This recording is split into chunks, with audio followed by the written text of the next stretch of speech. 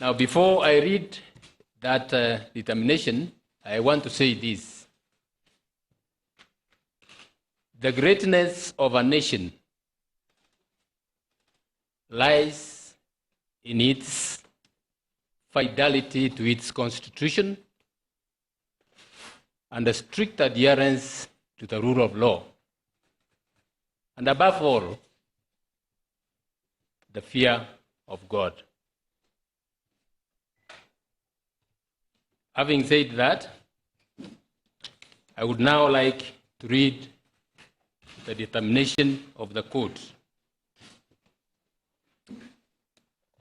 The hearing of this petition was concluded on Tuesday, 29th August 2017, well after 9 p.m.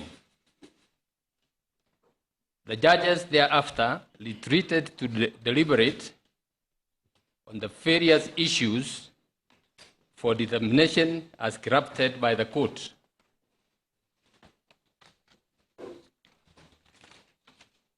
The issues were, number one, whether the 2017 presidential election was conducted in accordance with the principles laid down in the Constitution and the law relating to elections.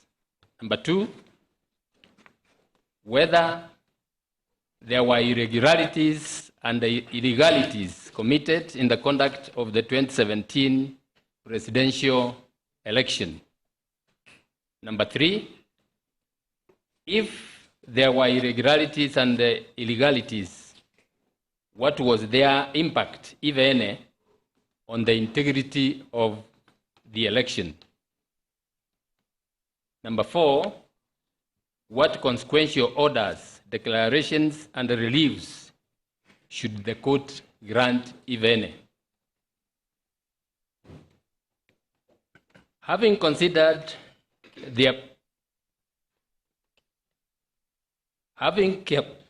carefully considered the above issues, the following is the majority decision of the court with two judges, the Honorable Justice Ojwang and the Honorable Justice Ndung'u dissenting. As to whether the 2017 presidential election was conducted in accordance with the principles laid down in the Constitution and the law relating to elections,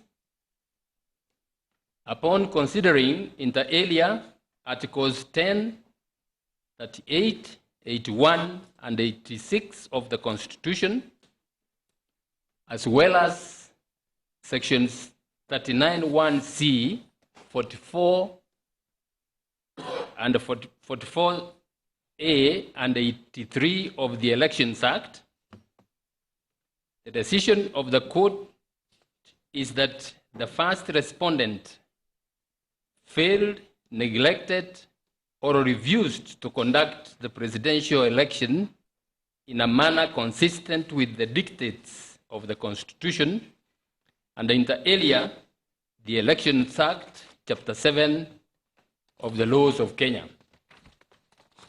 Number two, as to whether there were irregularities and illegalities committed in the conduct of the 2017 presidential elections, the court was satisfied that the first respondent committed irregularities and illegalities inter alia in the transmission of results, particulars, and the substance of which will be given in the detailed and reasoned judgment of the court.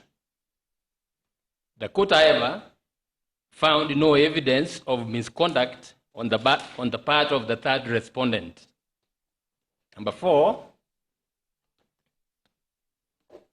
Number three, as to whether the irregularities and the irregularities affected the integrity of the election, the court was satisfied that they did, and thereby banning the integrity of the entire presidential election.